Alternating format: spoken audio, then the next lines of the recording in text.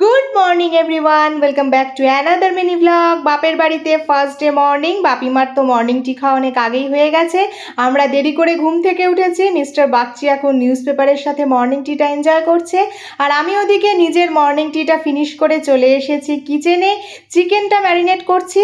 বাপি আমার হাতে চিকেন খেতে ভীষণই ভালোবাসে, আর আমি যখনই বাপের বাড়িতে আসি চেষ্টা করি নিজের হাতে কিছু একটা রান্নাবান্না করে খাওয়াতে।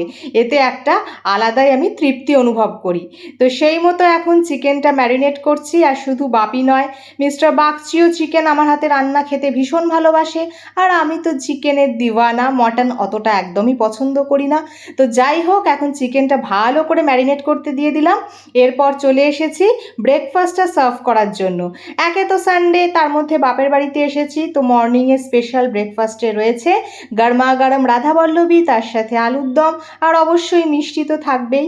তো জমিয়ে ব্রেকফাস্ট কমপ্লিট করে এখন কিচেনে এসে জমিয়ে চিকেনের প্রিপারেশনটা নিচ্ছি। তবে হ্যাঁ, খুব একটা রিচ কিন্তু করছি না, কিন্তু এমনভাবেই বানাচ্ছি যাতে জিনিসটা টেস্টি হয়। এই মুহূর্তে আমি ফ্রেশ হয়ে গেছি, আর এখন তাই ঠাকুরকে প্রণামটাও জানিয়ে নিলাম। ধূপ ফুল মালা দিয়ে নিজের মনের মতন করে ঠাকুর প্রণামটা সেরে নিয়ে সরাসরি চলে এসেছি লাঞ্চ টেবিলে। আর লাঞ্চে রয়েছে সাদা ভাত, পোলাও, চিকেন, স্যালাড আর চাটনি। জমিয়ে লাঞ্চ কমপ্লিট।